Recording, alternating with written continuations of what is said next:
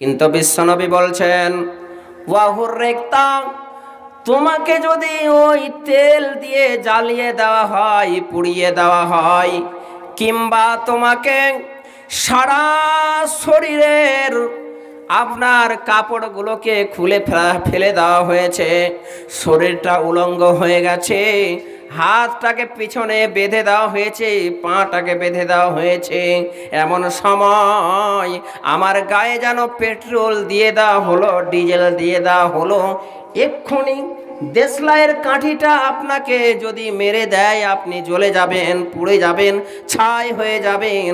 আর বলছে বেটা দুর্গা মাকে সাজদা কর, না হলে তোকে এক্ষুনি জ্বালিয়ে দেব। বিশ্বনবী বলছে না না রে আমার উম্মত, রে আমার সাহাবারা, তোমরা শোনো, তোমরা নিজে শোনো, এবং যারা এখানে উপস্থিত হতে পারেনি তাদেরকে তুমি শুনিয়ে দেবে, এটা তোমার দায়িত্ব এবং কর্তব্য। বিশ্বনবী বলছে তুমি ওখানে পেট্রোল দিয়ে জ্বলে যাবে, পুড়ে যাবে, ছাই হয়ে যাবে, কিন্তু আল্লাহর সাথে কাউকে শরীক করতে যাবে না। তাহলে শিরকটা কত বড় ভয়াবহ গুনাহ, যেই শিরকের জন্য আপনাকে বলছে গলা কেটে দিতে হলো কেটে দেন, পুড়ে যেতে হলো পুড়ে যান। ভাইরা আমার, আর মাত্র 20 মিনিট আছে। আল্লাহর নবী দ্বিতীয় নম্বর যে উপদেশটা দিলেন, ওয়ালা তাউক্কান্না ওয়ালিদাইকা ওয়া ইন আমারাকা আন তাখরুজা মিন আহলিকা ওয়া মালিকা। আল্লাহর নবী বলছেন উম্মত রে, খবরদার তোমরা বৃদ্ধ মা বাবাকে কষ্ট দেবে না, মা বাবাকে কষ্ট দেবে না, মা বাবার নাফরমানি করবে না। কেমন নাফরমানি করবে না? আল্লাহর নবী বলছেন, মনে করে নেন আমি আনিকুল ইসলাম, বাড়ি টেমারপুর, আপনারা সবাই চেনেন। আমার বয়স মাত্র 25। এই 25 বছর বয়সে মনে করে নেন আমি আমার মা বাবাকে এই পর্যন্ত শব্দটা বলার সুযোগ দিইনি। 1 মিনিট মনে করেন, আমার কাছ থেকে আমার মা বাবা অনেক কষ্ট পেয়েছেন, কিন্তু বোঝানোর জন্য আপনাকে বলছি, মনে করে নিন 25 বছর বয়স, আমার এই 25 বছর বয়সে আমার মা বাবা আমার উপরে এতটুকু নারাজ হয়নি, এতটুকুই রাগান্বিত হয়নি যে আমাকে বলছে আনিকুল তুই এটা করলি। এতটুকু আমার মা বাবা আমার উপরে নারাজ হয়নি। আর আজকে এসছি আপনাদের শালমারিতে জলসা করতে, জলসা করে বাড়ি যাব, বাড়ির গেটে পা দেওয়ার আগে আমার মা আর আমার বাবা আমাকে বলছে এই আনিকুল ওখানে দাঁড়া, তোর পরনে যা পোশাক আছে সব কিছু খুলে এখানে দে, একটা গামছা পরে থাক, আর তোর স্ত্রী আছে, মাল আছে, টাকা আছে, বাড়ি আছে, গাড়ি আছে, মোটর সাইকেল আছে, ব্যাংক ব্যালেন্স আছে, যত কিছু আছে সব আমার, আজ থেকে সব আমার। আর এক্ষুনি তুই বাড়ি থেকে বেরিয়ে যা, একবারে জিরো ব্যালেন্স নিয়ে, জিরো ব্যালেন্স, শরীরে কোনো পোশাক থাকবে না, শুধু গামছা পরে আমার ইজ্জতটাকে বাঁচিয়ে, যাতে আমার ইজ্জতটা বেইজ্জত না হয়।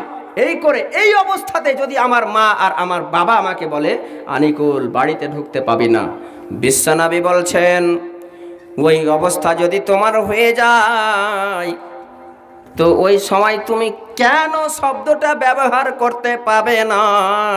মারে বাপরে আমার কি দোষ করলাম, আমাকে কেন বাড়ি থেকে বের করে দেবে, এই শব্দটুকু ব্যবহার করতে পাবে না। রে যুবক, ভালো করে শুনে নাও যুবক রে, এই মায়ের কত দাম দিয়েছে আমার আল্লাহ, বাবার কত দাম দিয়েছে।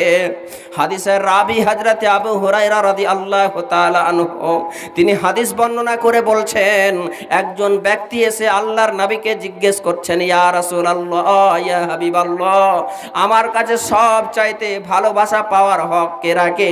বলে তোমার মা। আবার লোকটা বলছে কে? বলছে তোমার মা। আবার বলছে কে? তোমার মা। 3 বার শুধু মায়ের কথা বলা হলো, আর 4 নম্বরে আল্লাহর নবী বলছেন তোমার বাবা।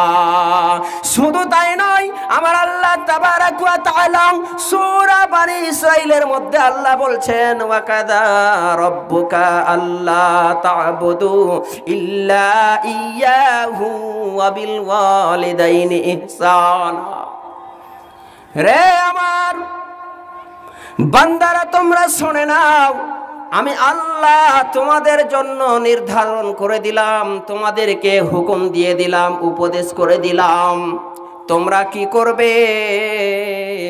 তোমরা আমার ইবাদত করবে, আর আমার ইবাদত করার পরে পরে তোমাদের মা বাবার সাথে ভালো ব্যবহার করবে। তাহলে বোঝা গেল যে আল্লাহর ইবাদতের পরে পরে কার জায়গা? কার জায়গা? আমার মায়ের জায়গা। তাহলে মায়ের এতটুক দাম, বাবার এতটুক দাম। আল্লাহ বলছেন ইম্মা ইয়াবলুগান্না ইনদাকাল কিবার আহাদুহুমা আও কিলাহুমা ফালা তাকুল লাহুমা উফফিন ওয়ালা তানহারহুমা ওয়া কুল লাহুমা কাওলান কারীমা। তোমার জীবদ্দশায় তুমি 50 বছর যদি দুনিয়াতে বেঁচে থাকো, ওই মতো অবস্থায় তোমার মা তোমার বাবা যদি বুড়া হয়ে যায়, বার্ধক্য অবস্থায় পৌঁছে যায়, আর বার্ধক্য অবস্থায় পৌঁছে গেছে, বাবা আমার পেচ্ছাবখানা যেতে পারে না, বিছানায় পায়খানা হয়ে যাচ্ছে, বিছানায় পেচ্ছাব হয়ে যাচ্ছে, মা বাবার এইরকম একটা অবস্থা হয়েছে, আল্লাহ রাব্বুল আলামিন বলছেন ওই অবস্থাতেও তুমি তোমার মা বাবাকে ছিড়কে কথা বলবে না। কেন শব্দ ব্যবহার করবে না? কেন বিছানায় পায়খানা করবে, পেচ্ছাব করবে, এই কথা ব্যবহার করতে পাবে না? তোমাকে পায়খানা সাফ করতে হবে রে ছেলে, তোমাকে পেচ্ছাব সাফ করতে হবে বাবার, যেহেতু এটা স্বয়ং আল্লাহর অর্ডার, আল্লাহ অর্ডার দিয়েছে, এই জন্য আমাদেরকে পালন করতে হবে। আর আল্লাহ বলছে তোমার মা বাবার সাথে তুমি নম্রভাবে আর নরমভাবে কথা বলবে। ওয়াকফিদ লাহুমা জানাহাজ জাল্লে মিনার রহমা। মায়ের সামনে বাবার সামনে নরম নরম ভাষায় কথা বলবে। আজকে যুবক ভাইরা মায়ের সাথে নরম ভাষায় কথা বলতে পারে না, বাবার সাথে নরম ভাষায় কথা বলতে পারে না। যদি শ্বশুর আব্বা আসে তো বলছে আসসালামু আলাইকুম, পা ধরে পড়ে যায়। বাপের সাথে এক্ষুনি ঝগড়া করে আসলো, শ্বশুর আসলে আসসালামু আলাইকুম, কেমন আছেন বাপু? অথচ আর জন্মা বাপটাকেও বাপ ভালো করে কহে না। কি হয়? কি হয় না? হয়। তো বন্ধুরে, আল্লাহ বলছেন যে তোমরা সদা সর্বদা মায়ের সামনে বাবার সামনে নম্রভাবে কথা বলবে, ভদ্রভাবে কথা বলবে। মাকে ভালো কথা বলে না, বাবাকে ভালো কথা বলে না, আর ওই 2 দিনের স্ত্রীটাকে নিয়ে এসে বলছে ওরে আমার সোনা রে, ওরে আমার অর্ধাঙ্গিনী রে, আমি দুনিয়ার সব কিছু ছেড়ে দিব কিন্তু তোকে ছাড়াবো না। হয়, দুনিয়ার সব কিছু ছেড়ে দেব কিন্তু তোকে ছাড়বো না, তুই আমার জানের জান, পরাণের পরাণ, পরাণ যায় জ্বলিয়ারে। কিছুদিন আগে পাগল ছিল মানুষ, পরাণ যায় জ্বলিয়ারে। হ্যাঁ, এই 2 দিনের একটা বউকে পেয়ে মা বাবাকে লাথি মেরে ফেলে দেয়। এখনো কত মা এই কনকনে শীতে একটা কম্বলের জন্য ধুকুর ধুকুর করে যেন কাঁপছে। কি কিন্তু বউ আর ছেলে এরা যেন একেবারে আরামের বিছানায় ঘুমাচ্ছে, মা বাবার খবর নেই। অথচ আল্লাহ বলছে যে তোমার বাবার সাথে তোমার মায়ের সামনে এত নম্র ভাষায় কথা বলবে যে তারা এই শব্দটাকে ব্যবহার করবে না, এইরকম ভাবে চলবে। আর কি করবে? ওয়াকুর রব্বির হামহুমা কামা রব্বায়ানি সাগীরা। মা বাবার জন্য দোয়া করবে, মা বাবার জন্য মঙ্গল কামনা করবে, আল্লাহকে বলবে আল্লাহ রাব্বুল আলামিন গো, মা বাবা আমাকে যেইভাবে লালন পালন করেছে, শৈশবকালে যেইভাবে আমাকে লালন পালন করেছে, ভালোবেসেছে, মা বাবা যখন কি করেছে, ছোটবেলায় আমি যখন বিছানায় পায়খানা করে দিতাম, পেচ্ছাব করে দিতাম, ওই অবস্থায় আমার মা ছি বলেনি। ওই অবস্থায় আমার মা বাবা কি করেছে, ওই ভিজা জায়গাটাতে শুয়ে গিয়ে আমাকে যেন যেন শুকনো জায়গায় শুইয়েছে, বুকের মধ্যে জড়িয়ে নিয়েছে। এই মায়ের জন্য দোয়া করবে।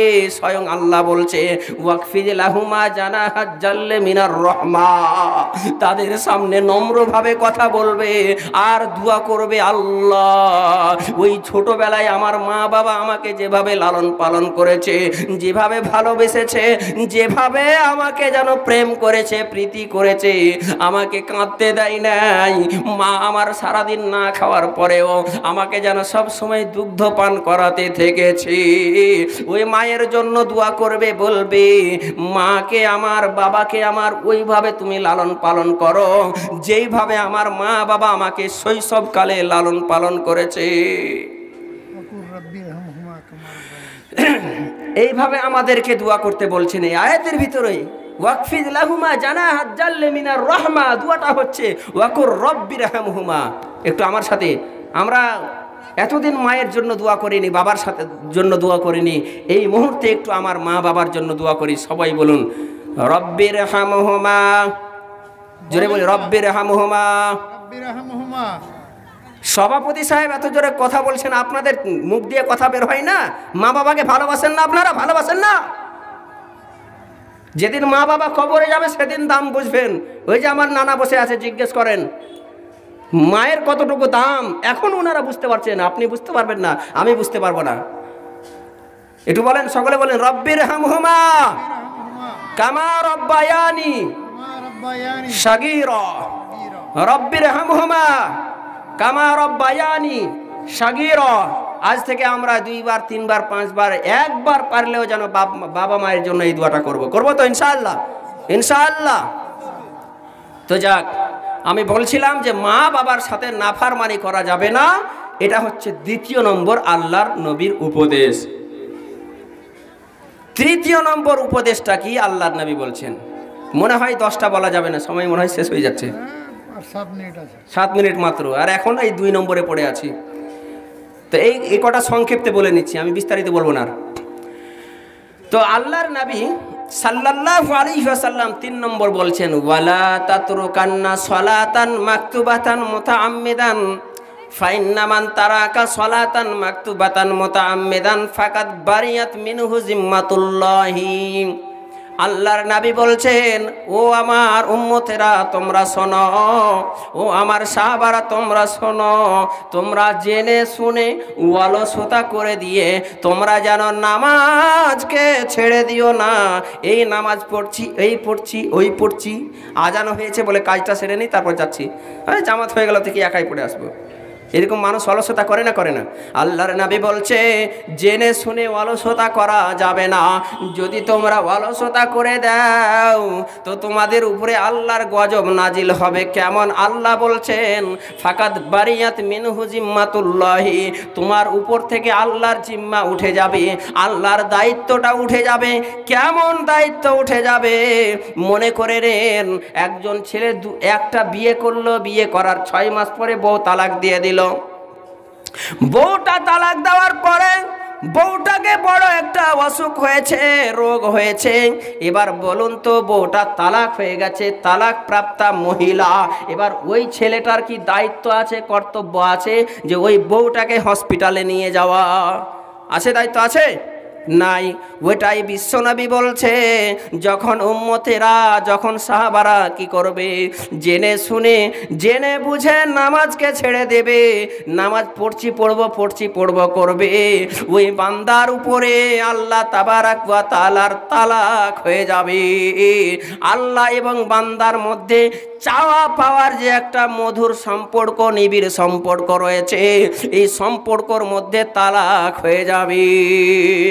আজকে মুসলমান প্রত্যেক জায়গায় মার খাচ্ছে, মুসলমান মার খাচ্ছে, পদদলিত হচ্ছে, লাঞ্ছিত হচ্ছে। আমরা একটু সময়ের জন্য হলেও বলে থাকি যে আল্লাহর কি চোখ নাই? নাউজুবিল্লাহ। এরকম মুসলমান বলে আল্লাহ চাইলে তো এই বেদিনদেরকে 1 সেকেন্ডের মধ্যে ধ্বংস করে দিতে পারবে। পারবে কি পারবে না আমার আল্লাহ? লিল্লাহি তাকবীর। আল্লাহ শুধু এটুক বলবে হয়ে যাও তো হয়ে যাবে। এই হচ্ছে আল্লাহর ক্ষমতা। তো আমরা আল্লাহর যে এই জিম্মেদারি থেকে যদি দূরে সরে যাই, আমরা নামাজের মাধ্যমে বিস্তারিত অনেক আলোচনা ছিল এই নামাজটাকে নিয়ে, কিন্তু করছি না। একটু বলে দিই, একটু হচ্ছে কি, এই যে এখানে আমি কথা বলছি আর ওখানে একটা টাওয়ার বসানো হয়েছে মাইকের, 4-5টা বা 10টা হর্ন আছে, ওখানে আওয়াজ হচ্ছে। এখান থেকে যদি চট করে জাম্পারটা নামিয়ে দেওয়া হয় আর সুইচটাকে টুক করে বন্ধ করে দেওয়া হয়, এখানে যত আমি চিল্লামরি আওয়াজ হবে, ওখানে হবে না। ওই রকম আমাদের সাথে আল্লাহর যদি সম্পর্কটা ছিন্ন হয়ে যায়, আল্লাহর সাথে আমাদের তালাক হয়ে যায়, তবে আমি এখানে মরবো পচবো, আল্লাহর দেখার দায়িত্ব আছে ভাই? আছে আছে আছে? নাই। আল্লাহর কোনো দায়িত্ব থাকবে না। মার খাবে, সরবে, পচবে, লাঞ্ছিত হবে, তোমাকে কাটবে, কিন্তু আল্লাহ এখানে সাহায্য করতে আসবে না। এজন্য আল্লাহ নবী বলছেন, ফাকাদ বারিয়াত মিনহু জিম্মাতুল্লাহ, তোমার উপর থেকে আল্লাহর কি হয়, সাহায্যটা উঠে যায়। কেমন? আমরা প্রত্যেক দিন নামাজের মাধ্যমে বলি, ইয়্যাকা না'বুদু ওয়া ইয়্যাকা নাস্তাইন, আল্লাহ আমরা তোমারই কাছে সাহায্য চাই এবং তোমারই ইবাদত করি, তোমারই ইবাদত করি আর তোমার কাছে সাহায্য চাই। সাহায্য পাই না কেন? আমাদের সম্পর্কটা আল্লাহর সাথে ভালো নেই। আমাদের জমিনে যদি ইবাদতটা ঠিক হয়ে যায়, জমিনে যদি আল্লাহর মন মতো করে ইবাদতটা হয়ে যায়, আল্লাহকে রাজি এবং খুশি করার উদ্দেশ্য নিয়ে যদি আমরা ইবাদত করে থাকি, তাহলে আমরা যেখানে মার খাবো, লাত খাবো, লাঞ্ছিত হব, ওখানে আল্লাহকে আমাদের এটুকু বলতে হবে না, আল্লাহ তুমি আমাকে বাঁচাও। আপনি ইবাদত ভালো করছেন তো, আল্লাহর আপনার মনোনীত বান্দা হতে পেরেছেন তো। আপনি যখন একটা বেঈদিনের সামনে লাত খাবেন, মার খাবেন, লাঞ্ছিত হবেন, আপনাকে যখন একটা বেঈদিন তরবারির আঘাত করবে, আমার আল্লাহ স্বয়ং সেখানে গায়েবী মাদাত করবেন, সেখানে গায়েবী মাদাত করে আপনাকে সেই আপনার কি নাম ওখান থেকে ওই দুশ্মনের কাছ থেকে আপনাকে উদ্ধার করবেন। এ হচ্ছে আমার আল্লাহর ক্ষমতা। তো আমি বলছি কি, ইয়্যাকা না'বুদু যদি মানুষটা ঠিক করে নেয়, তো ইয়্যাকা নাস্তাইন অটোমেটিক মানুষের উপরে পড়বে। বুঝতে পারলেন? এবার আমি চলে যাচ্ছি 4 নম্বর পয়েন্টে।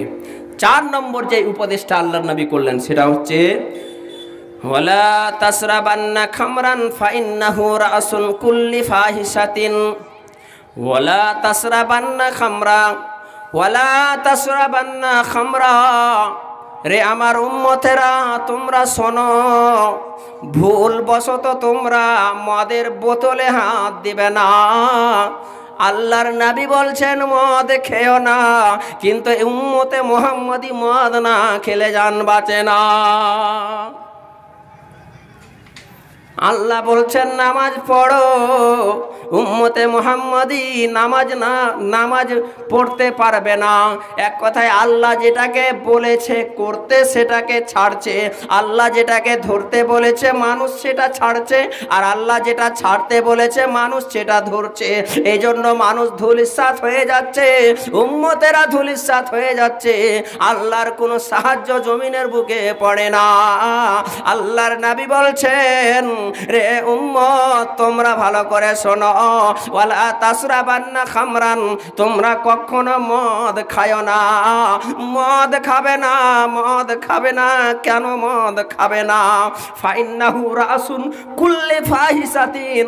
রাসুন, এই যে ছোট ছোট অবস্থাগুলো বসে আছে, রাসুন মানে জিজ্ঞেস করেন, রাসুন মানে কি রে? এই মোশাররফ, রাসুন মানে কি কত? মাথা, মাথা নয়, রাসুন মানে মাথা। তা আল্লাহর নবী বলছেন ফাইন্নাহু রাসুন, এটা হলো মাথা, এটা হলো মাথা, কুল্লে ফাহিশাতিন, গুনার মাথা। সমস্ত গুনার জড় হলো এই মদ। মানুষ যখন মদ খেয়ে নেয়, মানুষ তখন সমস্ত গুনাহকে করে নিতে পারে। কেন? একটা মানুষ যখন মদ খায় তখন তার ব্রেন ঠিক থাকে না। এই মদ খাওয়ার পরে সে মাকে মা চেনে না, বোনকে বোন চেনে না, স্ত্রীকে স্ত্রী চেনে না। এক কথায় ব্রেনটা যেন তাদের টলমল টলমল করতে থাকে। বন্ধুরে আমার, এই মদ সম্পর্কে একটা উদাহরণ দিতে বুঝতে পারবেন যে মদকে কেন আল্লাহর নবী বললেন ফাইন্নাহু রাসুন কুল্লি ফাহিশাতিন। প্রত্যেকটা গুনার জড় হলো এই মদ। মনে করেন শালমারি গ্রামে এমন একটা লোক আছে প্রত্যেক দিন তাহাজ্জুদের নামাজ পড়ে, এরকম লোক আছে কিনা বলেন? লোকটা প্রত্যেক দিন তাহাজ্জুদের নামাজ পড়ে, বড় আবেদ লোক। মসজিদে চলে গেছে রাত 10টার পর থেকে নিয়ে ফজর পর্যন্ত আল্লাহর নামে তাসবিহ তাহলিল করে, নামাজ পড়ে, দোয়া করে। এই মতো অবস্থায় ওই লোকটা একদিন চলে গেছে মসজিদের ভিতরে, আর করছে কি, জিকির করছে, সুবহানাল্লাহ ওয়ালহামদুলিল্লাহ লা ইলাহা ইল্লাল্লাহ। এই করে করে সে জিকির করছে। আর শয়তান কত বড় ধোঁকাবাজ, শয়তান কত বড় ধোঁকাবাজ, আপনাকে জাহান্নামের সাথী বানাবে। ওই শয়তান তখন আমার মতো জুব্বা পরে নিয়ে, মাথায় টুপি লাগিয়ে, রুমাল পরে নিয়ে, বড় মুলবির বেটা মুলবি সেজে গেছে শয়তান। আর শয়তান মানে আপনি দক্ষিণ দিকে বসে আছেন, তো শয়তান উত্তর দিকে বসে গেল, আর বলছে কি, আল্লাহু আল্লাহু আল্লাহু। দেখেছেন বাংলাদেশের জিকিরগুলো? দেখেছেন? এইরকম শয়তান হু হু জিকির শুরু করে দিয়েছে। শয়তান এবার কি করে ওই আবেদার সাথে কথা বলবে, এ যেন এবার বাহানা খুঁজছে। হঠাৎ করে বলছে, এই তুই কতদিন থেকে জিকির করছি? বলে আমি 50 বছর থেকে জিকির করছি। তো এখন কতক্ষণ ওর আশা? বলছে 1 ঘন্টা। 1 ঘন্টায় কয়বার জিকির করলি? বলে 1000 বার। জিকির করতে জানিস? আমার কাছে শিখ। 5 মিনিটে আমি 5 লাখ পার করে দিয়েছি। সম্ভব সম্ভব সম্ভব। শয়তান কি করে ওকে পথ ভোলা করবে আপনি শুনেন। এবার শেষ হয়েছে তো, বক্তা তো আসেনি, বক্তা আসুক না, ছেড়ে দিতে বলছে। যারা এখনো খাননি, বারবার শুধু খাওয়ারই তাগিদ আসছে এখানে, আপনারা দয়া করে খেয়ে নিন, আর খেয়ে নিয়ে তাড়াতাড়ি জালসাগাহে চলে আসুন। যারা নিমন্ত্রণ কার্ড পেয়েছেন নিমন্ত্রণ কার্ড নিয়ে যান, আর যারা নিমন্ত্রণ কার্ড পাননি কুপন সংগ্রহ করে খাবার প্যান্ডেলে যান, খাওয়া দাওয়া সেরে এই জালসার প্যান্ডেলে চলে আসুন। আসসালামু আলাইকুম। আর বক্তা আনতে যাওয়া হয়েছে, বক্তা কিন্তু এখনো সে হাজির হয়নি, তাই বলছি আপনি বক্তা নিয়ে চলে আসুন। তো বক্তা আসা পর্যন্ত এই মতটা কমসে কম বুঝিয়ে দিই নাকি? তো এবার শয়তান বলছে আমার 5 লাখ হয়ে গেছে। ই বলছে কি করে রে, এত তাড়াতাড়ি কি করে তুই 5 লাখ পার করলি, একটু আমার শিখা। শয়তান কইছে আর মারেফত আছে, মারফত বুঝতে পারবি না তুই, যে একটু কহা আমাকে 5 ধরলেছে। যে এতদিন থেকে 1 ঘন্টার মধ্যে আমার 1000 বার হয় না, তুই 5 মিনিটে 5 লাখ কি করে পার করলি রে? বলছে এটা শিখার লেগে তোকে কি করতে হবে, মদ খেতে হবে। কি করতে হবে? মদ খেতে হবে। তখনই কইছে আমি এত বড় একটা ইমানদার মানুষ, মদ খেতে পারবো না। শয়তান এখন কত বড় দাম দেখাচ্ছে, ওকে ভাও দেখাচ্ছে, যা তাহলে তোর দ্বারা মারেফাত শিখাবো না, যা তোকে শিখাবো না। এবার ও ভাও দেখিয়ে চলে যাচ্ছে। ই কিন্তু শিখবেই, এর মনে চলে এসেছে, প্রাণে গেঁথে গেছে আমাকে মারেফাত শিখতেই হবে। এবার শয়তানের পা দিয়ে পড়ে গেছে। বল না ভাই বল, মদ তো খুব বড় গুনাহ, ছোট গুনাহ গেলা কয়ে ছোট গুনাহ কইছি তোকে জেনা করতে হবে। ই তো আরো দাঁড়িয়ে গেছে থমকে, শালা জেনা তো আরো বড় গুনাহ।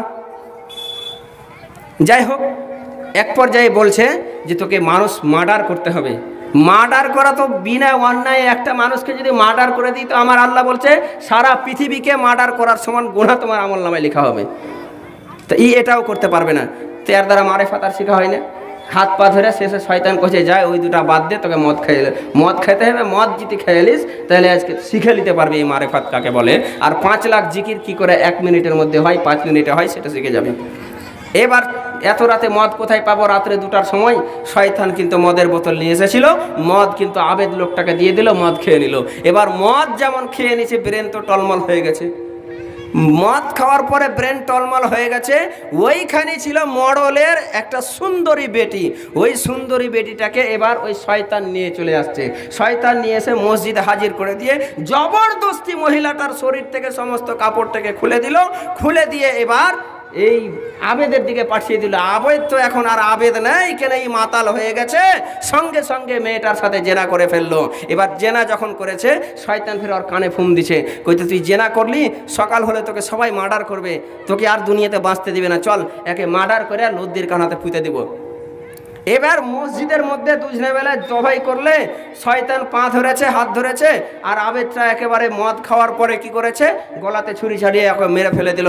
মেরে ফেলে দেওয়ার পরে নদীর কানাতে বালুর তলে ঢেকে দিয়ে আবার শয়তান ওই সর্দারের বাড়িতে গিয়ে বলছে ওর 4টা ভাইকে, বলছে আমি জিন আসলাম নদী থেকে। এতক্ষণ শয়তান ছিল, এখন কি হলো, জিন।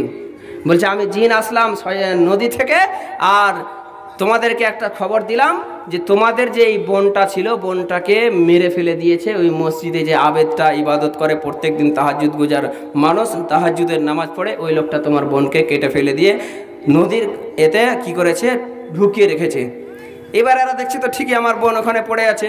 এবার এসে ওই আবেদটাকে কি করলো, ওখানে টুকরো টুকরো করে মসজিদে ধ্বংস করে দিল। তা আমি উদাহরণটা দিলাম কেন, এই উদাহরণের মধ্যে কি জ্ঞান পেলেন, কিছু জ্ঞান পেলেন? যখন লোকটা মদ খায়নি তো মার্ডার করেছিল, জেনা করেছিল।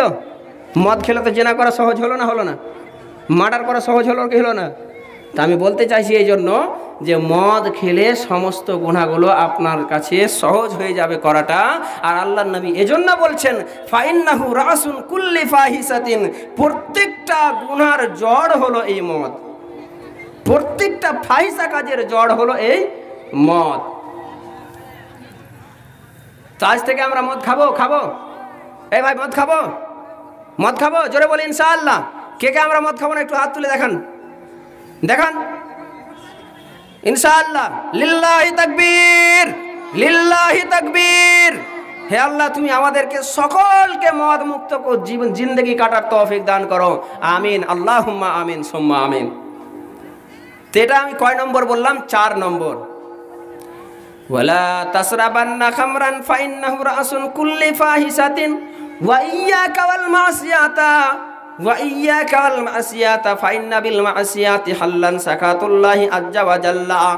আল্লাহর নবী বলছেন, রে আমার উম্মতের দল তোমরা শোনো, রে আমার সাহাবার দল তোমরা শোনো, তোমরা জমিনের বুকে গুনার কাজ করো না।